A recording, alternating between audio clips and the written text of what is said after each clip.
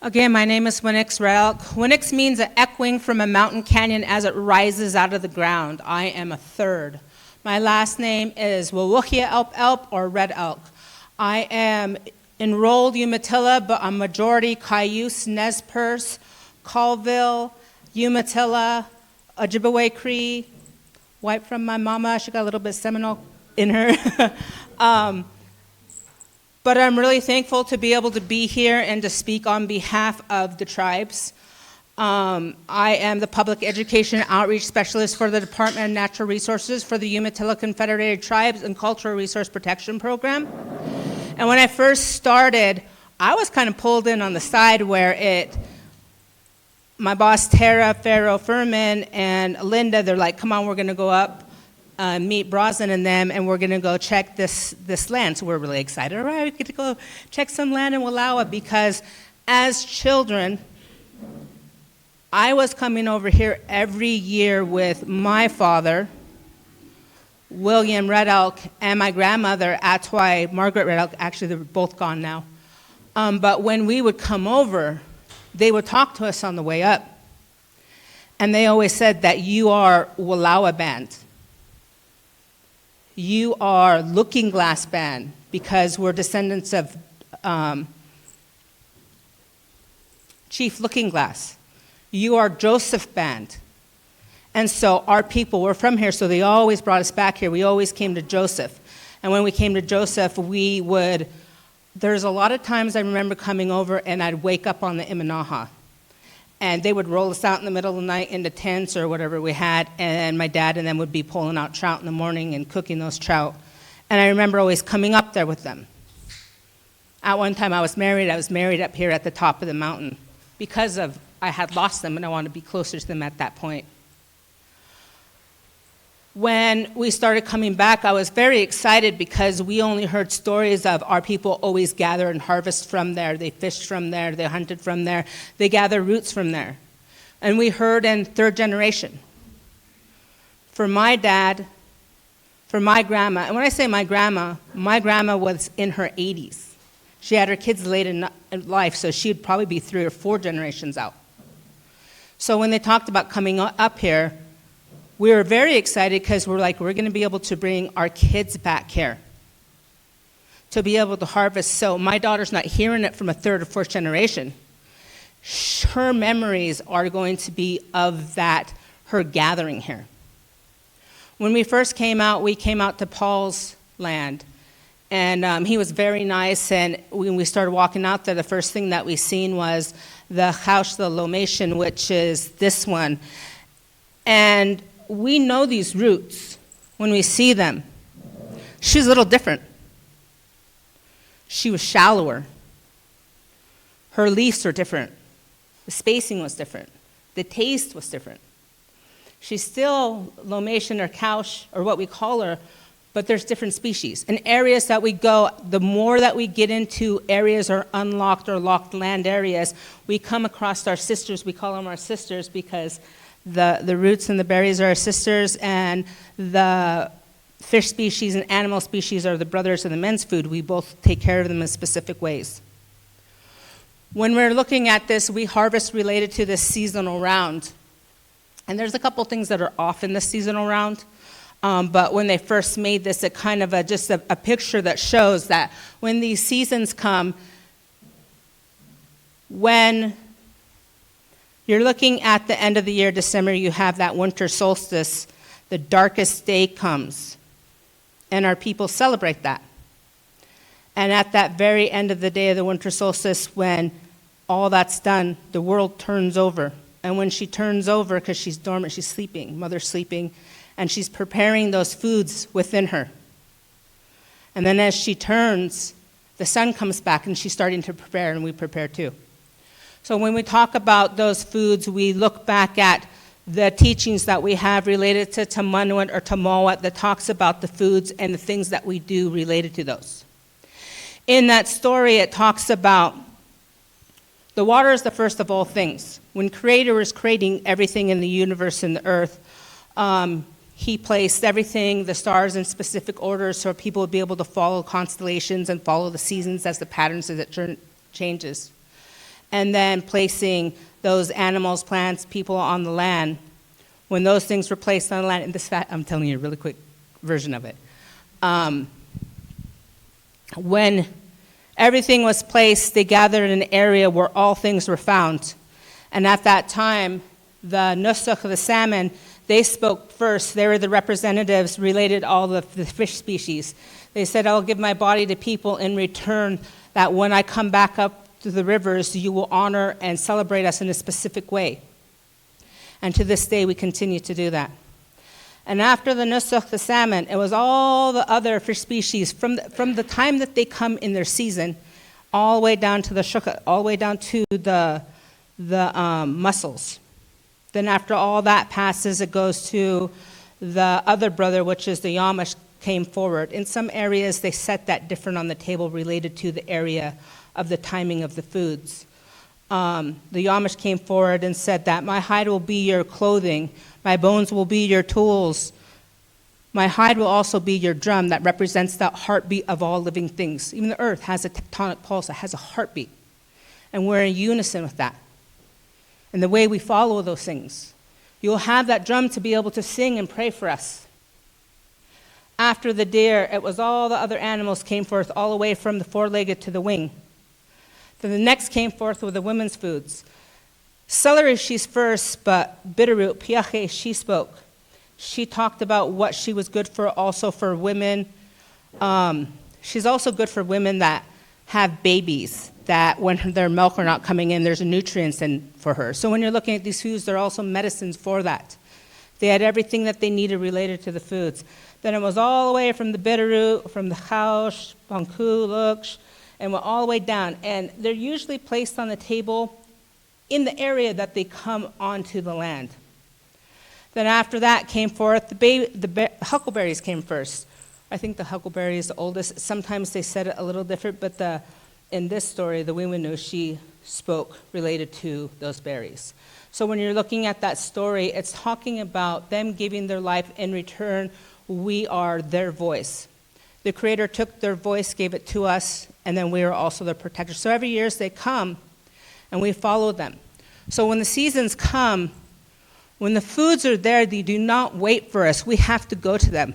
What we have found is there are a lot of areas that when we try to go gather certain things, and I'm going to give a couple examples, we have a very hard time in our area, Umatilla, finding piache bitterroot. And so we search for her.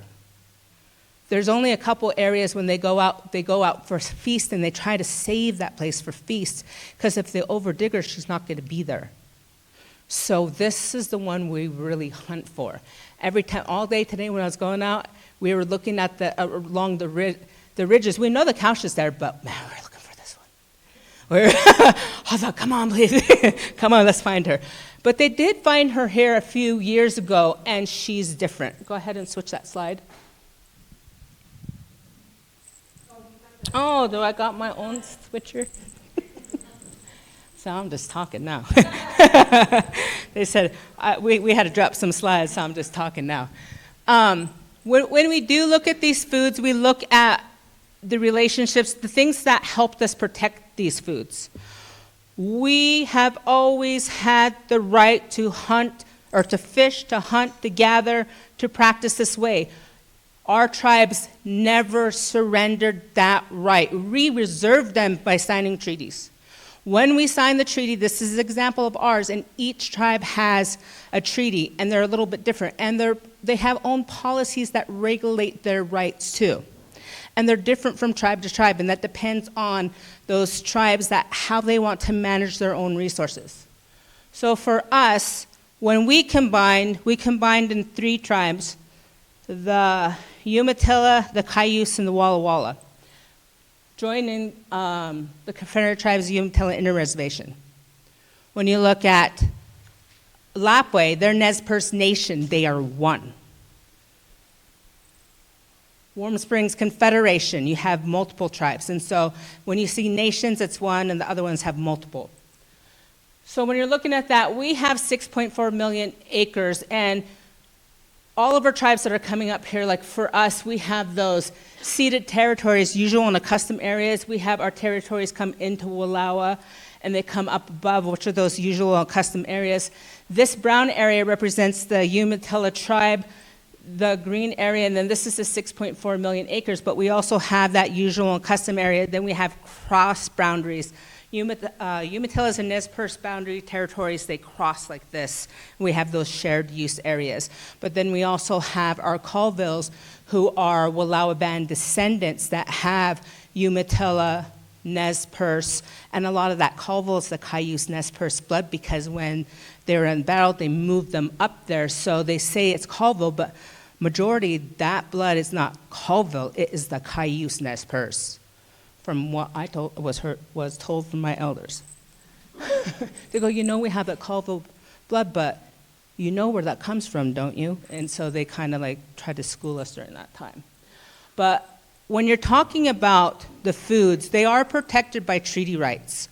And in the protection of treaty rights, it helps us to be able to protect them in different ways, not only for us to be able to go out and harvest and do those practices within those areas, but to help secure the cultural and related practices related to those for future generations. So when you're looking at this, and all tribes have their traditional use areas. Ours represents that 6.4 million acres, and then it goes abroad. And like I said, we cross into each other's areas. And a long time ago, we came together in big groups. This is the only gathering that I have ever seen in my lifetime where you can't go over there and gather in that area because the policy says no other tribe can come, or each policy is strict. When we come together here, we come together how we did prior to treaties. When we come together, we're able to help pass teachings and traditions that, because of the things that happen and the breaks and the splits in us, we were secluded to our own areas, and those policies restricted us from doing that. So returning here has not only helped us return to an area to harvest foods, it has also helped us bring back cultural teachings that might have been forgotten or not passed, related to a food, related to tule mats, related to different things, by bringing us all back together and healing together also. So when we're looking at the relationships of foods, they relate back to our feasts. When I was talking about that story, every year we have feasts to represent giving honors and thanks from them giving themselves in the beginning of time. This is Umatillas, just an example of Umatillas. And a long time ago, we ate on the ground. And here at the homeland, most of the time they're eating on the ground how they would. And back, and sometimes they use tables where we modernize. It just depends. Some place they put up a long tent and they're eating straight to the ground. And it just depends on the leaders of those houses. When we're looking at food, food is the center of our culture. It relates to when those foods are ready, we're gathering, we feast on them, we give them thanks. And then after we have that feast, then we're able to go out and harvest. We have the ability up here we have the salmon, we have buffalo, the bitterroot, the huckleberry, and then we have our young girls learning how to serve, coming out. My daughter had her first root gathering, and she got tossed out real quick, and then, that girl loves fish. She'll be kissing dead fish every time she gets a chance. I can't get that knife away from her, so finally she's like, kept grabbing that knife, and finally I'm like, I might as well teach you how to flay. They're like, no, don't handle that knife. I was like, I go, when I was 5, they taught me how to skin, so we're going to just put her on the knife. It is important for us to come back to the land, that cultural connection. Because when we return to a place, that place remembers us. And sometimes different things happen. I imagine you in your own area when you come home, when you leave, you go to the city, but when you come back, you feel that, here's my hand. And this place is powerful.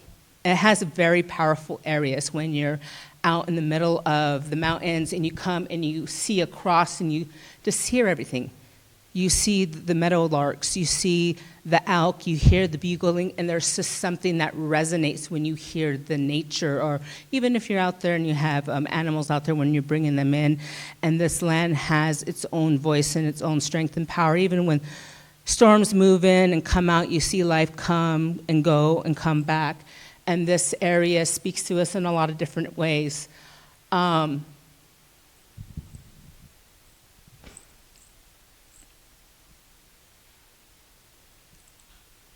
catch myself. So the first few times that we came out, like when we came to Paul's area, we found some sickney, some different roots. And I wasn't able to come out on the first two gatherings because I usually host a Return to the River event in Wallowa, and it just happens sometimes on certain years to fall on the same weekends that they go out to do harvest. And the next year I was sick during the pandemic stuff, so I wasn't able to come out. So the first year that I did come out, we had a lot of Umatillas.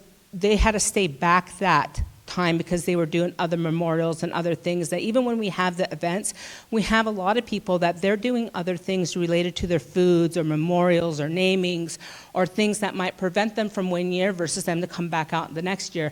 But the first year that I went out, I came out early and I was driving around in places I probably shouldn't. I'm surprised I didn't get stuck on the Zumwalt. But I was coming on this road and I was coming out here. And as I came out around the corner, and good thing I was by myself, and when I said that the land has power, it was raining, and it was downpouring. So on the Zumwalt, it was pouring down the road like a little waterfall, and I was traveling into that too. And I was really excited because I heard about all these routes and these areas, and I used to listen to Bobby and Brosnan talk, and I was so excited to go, I'm going to go out there anyways. Hopefully I don't get stuck because they're not coming out till tomorrow. So I went out there and I was really excited to see those routes, but I was specifically looking for an area.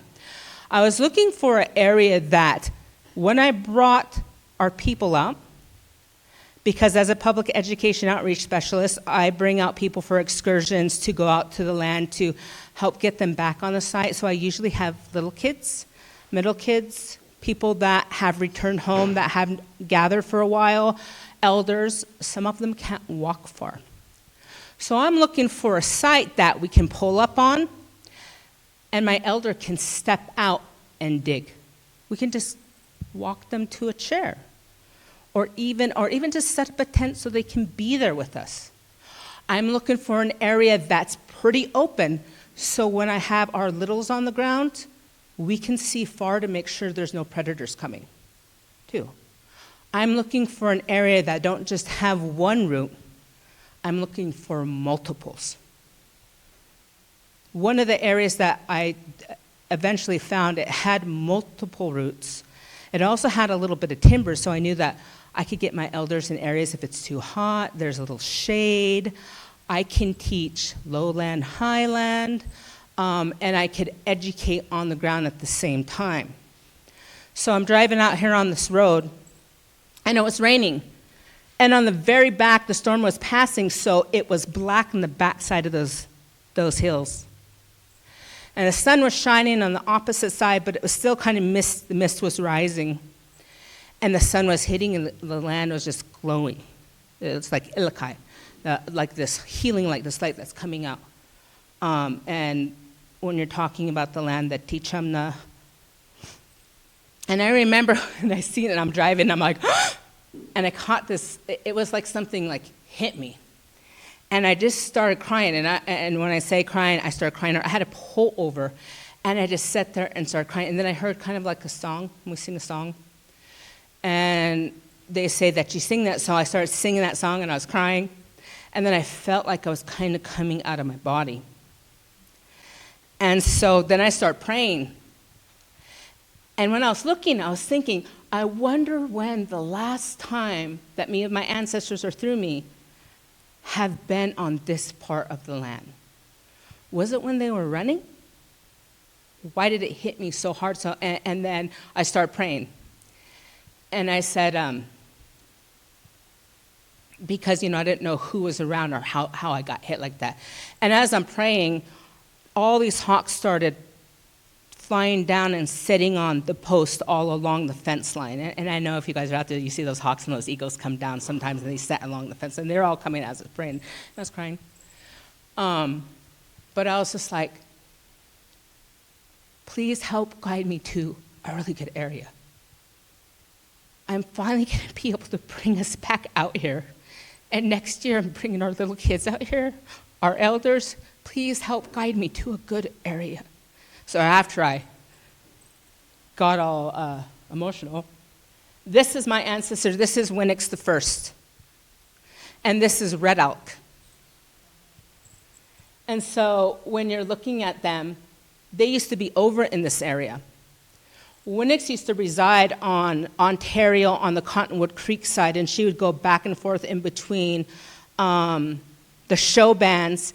And when they had a little war over there for a while, and she eventually brought them back to our area. And when they came back after that war, there was some bad blood there, and she brought them back because she lived over there and made friends with them, and they brought a whip back to our people that they still continue to use to this day in the Kaupu family. But I was wondering, I wonder if this is an area that they were crossing back forth in between. So I was very honored that next year I was going to be able to bring them back. So when I say that there's old sites, this is one of AJ's pictures, and they were out here digging. And this was the site that I had eventually found that I was kind of looking for, because there's multiple things there. There's the couch, the 9-leaf, the onion, there's a couple different types. Over in the tree line, there's kaniknik, there is moss, there is unipush, there is multiple roots on this site. But one of the reasons why I know this is an old site is the way it grows. So, and this, the way it grows, there's the hill kind of comes up like this and it comes over. And there's an area that they grow in like almost like these circular bunches. And there's multiple flowers in these circular bunches. And we're like, what is that little circular bunches? And when you dig them, it's not one root. There's multiple roots in there. This site's old, and I'm going to tell you why. When we're digging now, sometimes when we dig down, we dig one, we get up. We dig the root, and after we dig the root, we're always taught, when you're digging with your cupping, you dig down and you push it down. When you're pushing it down, it's like aerating, you're tilling and you're aerating the soil. When you dig, you hear pop, pop. The ground is popping up, and you're not just digging down into this little area, you're lifting the rocks. And so you grab out your root, and you usually take the root off. So if it has seeds, you put it back down and you're replanting. Then you kick the dirt over and you stomp it down. So we don't leave big holes in the area for the animals to get. We're replanting, we're tilling, we're fluffing the ground. And an old site, it's really compact. Places that our Nez Perce families have been going to gather camas for years and years and years, the ground is fluffy, it's soft. In an area you haven't gathered camas in a lot, it will be compact. It's hard for the seeds to grow. It's not as good for your animals. We're like helping the nutrition because we're also putting it back down into the ground. A long time ago when they used to dig, I couldn't understand. How does those aunties go out when I was a little girl and they take their weapons, and they take two, and they head out over the hill. And we're all out on the hill, and you see some of them take off all the way over the hill. When they come back, they have two weapons full. I'm like, how the hell?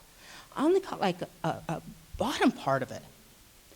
Well, after years and I got older, I followed one of them.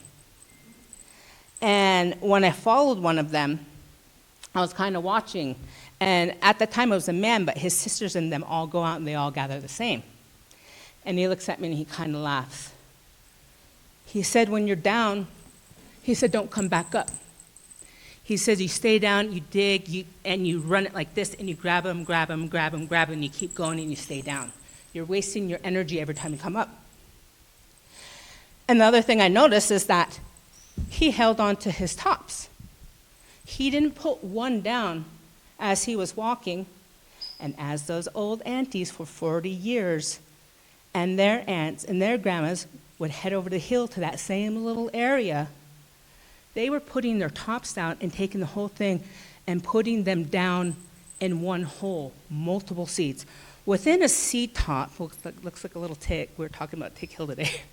I said, do you think it's called Tick Hill because of the ticks or because of the lomations have seeds that look like ticks? In the seed of the one has multiple seeds. So when you're putting down the whole thing, you're putting all those seeds down all at once. So those old clumps were areas that those women that were there 50, 100 years plus prior, those roots were still there. And when you dug those sites, those roots come up big. Sometimes when we come across our lomations, some of them are huge. That's the old Cuthlo, old grandma one. She's been in there for a long time. They don't just come every year. They stay a long time. They can last a long time in that soil. That site is old. It hasn't been touched in a long time. Our people were gathering there before when Joseph came back. Today we were talking and the landowner said, my wife felt when she used to go out there, she felt like it was a powerful, like she could feel that it was powerful. Like she knew that people had been there. And I was like, the roots grow there? This whole area? Yes, our people had been all over this land because we had been here for thousands and thousands and thousands and thousands. It's not a question of were they, it was we are. Across the whole landscape. We've touched every part of it. Our ancestors are still buried here. Our people, when we come across the land, we see things, we hear things. These foods call to us in dreams. Usually I start dreaming about the roots and seeing them before, and they're calling to you. Sometimes they bring songs. Sometimes they bring things with them. And so it's really good for us to be able to get back because we also sing.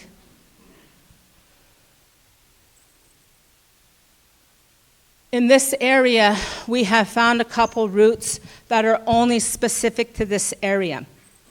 The Lomadium goramami is a smaller version. She grows up in the higher areas. And there's one in general that only grows up by the tram. She only grows there. She don't grow anywhere else. She's a little tiny, almost like Sasmita, this small. We have also come in contact the bitterroot. We hadn't seen this one before because it's in areas we haven't been able to get into. When they first found her, they were asking if anybody remembered. And I believe it was White Plume. Was it Lee? He was saying that he remembered hearing a story about the bitterroot way back prior to them being chased out and running, that they used to gather a specific bitter root there. But he was the only one who had a story remembering it. And so this is the Louisiana Wallowa. And when you look at her, and we have to go really far to find this one through multiple gates to get into this one, but when you find her, she's different. She's like a succulent, but her leaves are different. She doesn't have the one main flower that you see on most bitter roots. She has these ones that come up. So we were really excited to be able to see her. Last year, I believe Linda Sampson came up with a group of youth, and they gathered it and bring it home and feasted on it for the first time in our area. And so this is one that we're really looking for. We're really looking for more areas because also that when we do find them, we want to make sure we can harvest, but we don't ever want to overtake. When we look for a site to harvest, like when I was looking today, I was looking for a massive site. A massive site, so if there's say if we brought all 100 of us, 200 of us out there, that we're not touching 1 to 10% of it. And even if we were, we tell them spread out. And so we all spread out. But we're helping them because those seeds are going to be replanted too. But we also don't want to bring someone to a site that doesn't have enough of the resources. So sometimes when we're going out hunting and looking for an area, I might be like, oh, this is a really good area for maybe 15, 20. This is an area that I want to take youth because we're going to have to hike that hill. This is my elder kid area. So we look for multiple areas, and just because we find things there, if it's not going to support what we need to do and to be able to help it be harvestable later, we will let it rest. because even though we hunt and gather and we do that thing, we have to do it in a way that we're improving it and also helping it, but not harming it, making sure that it's there for 7 generations on out. And if we've seen an area that does need a little bit of help, we can be able to identify it and say, you know what, maybe we want to do some restoration there, maybe there's other things we can do related to it. Is there a root there that only grows there, and is there just a little bit of it? So we have a lot of questions that we are looking at too to help gather more information to also protect them. The Umatilla have recently passed what's called the Upland Vision. And in that Upland Vision, we have created strong policies to help protect those foods that do not have protection like other foods. So even though we have our cultural teachings, but we were always told to harvest in a specific way. If you harvest willow or rose, you only take so much of it, but you cut it in a way that it's going to grow back better for what you need it for later. You always harvest in a sustainable way. When you're looking at this area, such a beautiful area, is that the Mariposa lily, which we call nunas in our area, I've only seen it sparsely in different places, so if we harvest a little tiny bit. I've never in my life ever seen it in fields like this. This area is so special because it doesn't have crops all the way across it. We have had people that are ranching families that they've been able to hold it in a way that it is still pristine. It still has those special areas that are needed to be able to grow these type of foods like scablands. Those areas are very important for our Indian foods because they like to grow there. We have in higher areas, you get your currants, you get your you have the strawberries, wild currants, nunas, and these things that you find kind of like after the springtime. Even though we're up here right now, we also want to continue to come back throughout the year because land continues to show you what's there. And the timing could be there 2 weeks, and then 3 weeks later it's gone, and something else is coming up. So we've been working in the springtime, but we're hoping to get back into the area a little bit more. Not only that, to also help educate people of what is on your land naturally and the importance of it, and to be able to share that with you and to create partnerships moving forward in a better time. This one down here is moss, the lichen, and they cook it underground. It has 600 times the amount of iron than any other food as a superfood. It kind of, when you bake it under the ground, I actually baked it in an Instapot. It took me 6 turns. I was trying to figure out how to do it. I was like, we don't always have the ability to be able to bake things under the ground. How can I do it with the Instapot? We put alder in there. We put pine needles in there. The only thing we didn't have was that smoky underground taste. So we said, next time we're going to use charcoals. And then that moss went to Priest Rapids for feast. So they tried my tester. They sent it over to us. And so when the first couple of years they went out to harvest, they decided that they wanted to be able to come and have a first foods feast here. They have feast here where they bring the food from their areas to feast on it.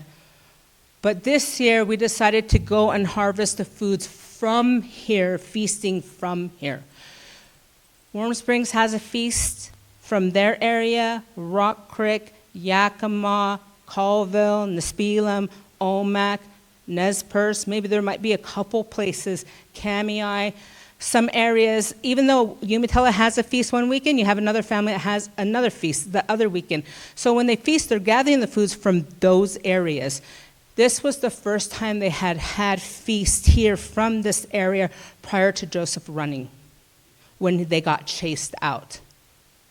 And not only them, but there was multiple other bands that were with them that went with them from this area. So it was very important to us. This was the cooking crew, and at the time, AJ was the coordinator at that time, and we had a lot of beautiful people that I got to cook with, and it was just a beautiful, beautiful time for us. And then my daughter, she was able to go out and harvest for her first time at this site. So when you ask my daughter about Wallowa, she's like, oh, we go up there and dig roots. She doesn't have the memory of not going. We are creating oral historians in our children now Just because our elders pass, we haven't lost. We're continuing to create culture.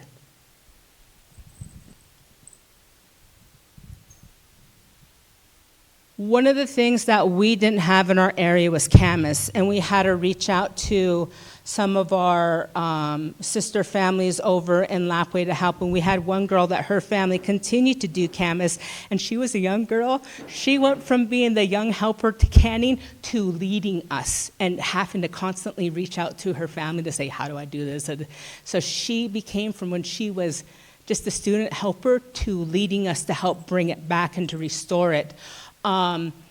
And Linda and some others, Bobby and Brosnan with them, and we had a lot of people that the first year they did kind of a test run with a small group, and then the second year they got a grant, and then they did the culture camp, and up at that culture camp they harvested bitter roots. I think we took out a total of 89 people harvesting multiple times, and they were caching it in coolers and in underground pits where we were storing it until we all got together to gather it. When they had the pit, they also put, they had camas on one end, they opened it up, and they put deer meat and moss down underneath there, and then we learned how to can. And so even like areas in this, it gives us the ability for some of the tribes that haven't done things to be able to go and harvest other plants and things in those areas to bring that culture back if we're not able. The reason why we weren't gathering camas because we did not have enough, and we waited. From the time I was 19, I remember the elders going out and checking sites. They're like, not yet. I come back from college, not yet. 20 years later, she's looking better. Now we got to figure out, we haven't done it for so long, we can't really remember. So we still have the ability to gather us from other areas to bring us in to help us. On this site, or in our area, they were predominantly gathering the celery. You mostly only see bitterroot at the first part of the season during the feast because it's hard to find her. We always sing Couch, the Lomation, because she's always there. There's lots of her. And looks just a little bit. But usually you'd only see those 3 foods, and I kept saying, what about all the other ones? So what we decided to do that year with with Linda and Thomas and multiple, we're going to show them everything we see. We gathered nunas, we gathered onion, we gathered sickney, they sent the women out to gather huckleberry, they had smelt, they had so many foods that all these little kids gathered. At this time, they had more foods on that table than we even see going down the line at the Longhouse, because we decided that whenever we're on site, we're going to have them gather everything we can remember. And part of me and Merle's job, and a lot of the others that we have in this room today, is that when we go out and we see a plant, if we don't know it, we take a picture, we bring it back, we ask our elders, we ask other tribal members, do you know what this is? For example, I was saying that these are our roots, but the leaves are different. So when we go back, we're going to try to key out and see if it's a different species. Is it only here? Does it have a specific name? Or does it not have is it new? And it's not documented. When I first started looking at lomations prior to the pandemic, I was in the office by myself. I'm like, I'm going to look at all the lomations. They say there's 80 of them. I ended up researching and finding 140 of them. And I made a book that has pictures and anything I could find. Pictures, reports, studies. And then they were talking about ones that are locked and how they start switching up and changing and kind of becoming their own. And some of them are named for the areas because they're unlike any others.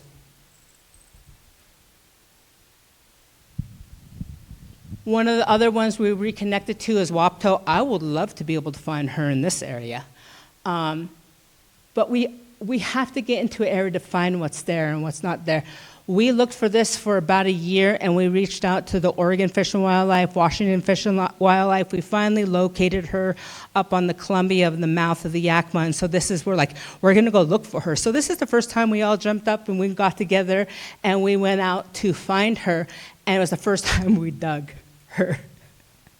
We got stuck in the mud. We're in areas that we had to pull up glass and be careful. We had never tasted her before. Because it was in the Columbia, we had to send her out to be tested to make sure she wasn't in soil that had contamination. She came back, she was good. And so the next year, we took out the head of, I believe, he sat on the board of Richland and Kennewick, and we took out some of the people that are decision makers with us to teach him about it. So he went out and dug with us, and we talked about the importance. He was able, when we were in that waterway, we were pulling out debris and cleaning that waterway as we go to make it better. And in that area where that field was, it was pretty big along the water. It was a pretty big little strip. And every year we opened it up, the water moved, and the seeds moved with it. We went back there this last fall. And she was from the part that we found her, but she's all the way now, not the little tiny part, she's all the way to the bridge and going past. She's around the corner, Rosin, all the way to the bend, all the way around. And this isn't just a little area, this is a massive area. And when we first seen her, she grew a little tall like this, a little tall like this. She is like this. She was so big, I'm like, oh my God, she moved. And it was because we were helping move her. It's the relationship of us getting back to them.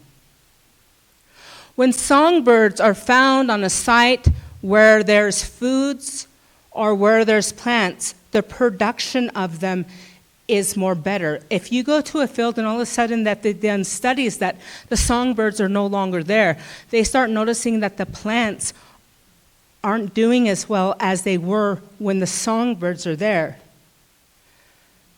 When Indians go out, when we go out to the land, we sing. We sing to it. Birds, when they're singing, they have different octaves. And as they're singing, just like bees that get close to flowers, the octaves of their song start making the plants kind of move and shake. Sometimes when we're out singing, we notice you can see the plants are moving. In the different tones and octaves that we use in our throats, just like birds, those plants open up. And as they're moving, their stomas and everything are opening up so they're able to take on more photosynthesis and be more productive. When we sing, Ona mata tukatat anakanisha, you can feel kind of the energy of that. And so when we are on a site, we don't only just go out and dig, we're praying for the land. We're praying for every root that we take in. When you take that root in, you're bringing in that light from the land. You're singing to the land so it's lighting up and it's coming back. It's being more productive. It is us coming back because we were always meant to be on that land from the beginning of time. And it is our job to be able to help the land too, as our beliefs and our traditions. So there's many things that us coming back to an area in the land and sharing it, and for us to come together as one to help heal in different ways. And also to help get our kids back to areas and to teach them culture and things to help them be better in their lives. Sometimes our kids and our people have gotten lost for so long, and the one thing that brings them back is those songs and those cultural teachings, and that's what we're trying to do to bring our people back to the area, because they can't always find these foods. Sometimes we can only find enough just for feast. It takes our wildlife conservators, and it takes the public to help us bring us back to areas, and come out with us. Come out with us, be a part of us. And I was really glad that last year Paul came out with us and we found new areas and we were super excited and just to be a part with us. That's just like returning to the Columbia. On the Columbia, we have watchers. All along this, if you come out and walk out here, You have a watcher up here on this ridge. You have a watcher over there that looks like she's sitting with. This is an old campsite. Our watchers along the river and along our landscape, they protected and looked over these sites. And this is a site like this. And there's many over here. There's places here that have their power places, places where our souls ascend to the skies when we pass. There's places that they say the lightning talks, that's where the lightning plays. The power and the energy, this place that you find your spirit up the high lakes above the trams. This place has so many different unique things. And it's also a way for us, when we come home, it helps heal us in different ways, generational. When we're looking at this, we really are working to regain knowledge and bring back things that, in a way, that's good. This is Brosnan, and she's out with the landowners right there, teaching them about the importance of the area, not only with her and the landowners, but with the youth. So the youth is learning how to engage with people, too, in a good way and a healing way. This is the Sickney, the yellow bell. She's a corm. She kind of buttery. She's my favorite. And Brosnan teaches how to be able to process. This is called sapil, but she does it all way with the mortar and the grinding. And then we do have people, sometimes we show them not only how to do it with the mortar, but how to do it with a food processor, because they don't have time. We got to use some technology too to help us, because we don't always have time. But we try to just show the old way, new ways, and how we can adapt to that, and to do these teachings and to help our people continue to hold those on so they can pass them later on. This is us returning back to the Portland area to gather the cedar root. And I had never done it. It is some of the hardest work you'll ever do as a gatherer. I was so exhausted. But the old lady, everyone else was pulling off the tree. And our lady that we brought out, Ramona Cayona, she was around 80 at the time. And she don't really walk, so you have to help get her out there, because she's usually driving around a little mobile car. When you got her out there, she sat down, and she is digging. I almost wanted to give up. I'm like, I'm not let this older lady outwork me. I can't do it. But I learned so much by staying with her. And when she wanted to move, she laid down and she rolled. Because we had not had anybody teach us how to do huckleberry baskets in over 40 plus years. It took us several years to gather everything, to have classes. To the last couple of years, we have finally had people producing. Brosnan was already working on it prior, so she was like our driving force to help us. And what we did with her, she trained the trainers. Right now in this room, Brosnan, she has become one of our master student trainers. Along with her husband has finished a basket. Their daughter is a teacher too. When we all come together to do the baskets, we have multiple teachers. We're learning teachers. We're like, how do you do that? Like, I'm putting in, and it doesn't look all nice like that. All of a sudden, you're like, you just got to turn it like that. We're like, oh, so we're learning a practice, and we're teaching each other. And when we have 30 of us, the other one that don't know how to do it, they get up and they're like, this is how I do it. And then the other one back in their thing. I stripped the material like this, and so we're learning to bring the culture back together. It might not be how it was 100 years ago, but we're learning together to bring culture back. Just because it's gone, it's not lost, it's dormant. We still have the ability to relearn it. It might be different, even like with the foods. There's things here that we haven't seen. We still have the ability to go out and gather and harvest and be like, what was it used for? Was it cooked?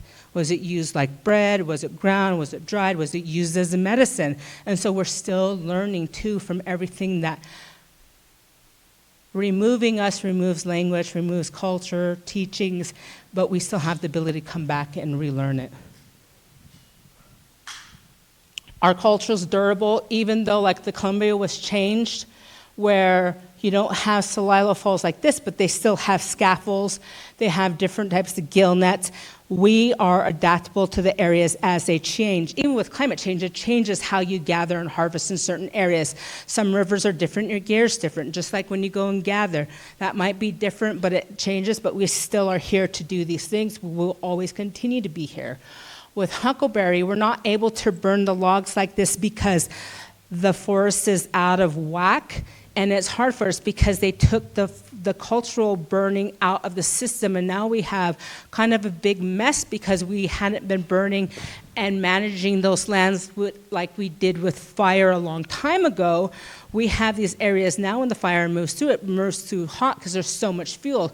So when people are looking at bringing fire back to a system at a low time, like in the fall time, it's a good thing because it rejuvenates. Fire is life. It's rejuvenating as long as you know how to do it in a good way at a good time. But bring it back, your crops will be more productive. Your animals will have a place that has good nutrients. If you burn a field and say you have a cow over here and he's like snacking over in that area, and you have an area that you burn the other year, you would see that the grass on that area is going to be 2 or 3 times greener than the other area. Where are the animals going to be? They're going to smell the burn because the nutrients in that animal, so say if you had a cow, it's going to be healthier because it's eating the medicines that's in that, the nutrients that come from that. So burning is not only good for our ungulates and our first foods and our roots, it has a multiple things that it does even for other animals and other helps and also, if you're burning in an area, it's helping clear out the debris, so when a big fire hits, your area is going to probably be the place that's going to stand because it's going to hit and grow, it's going to burn slower in areas that have been burned over time.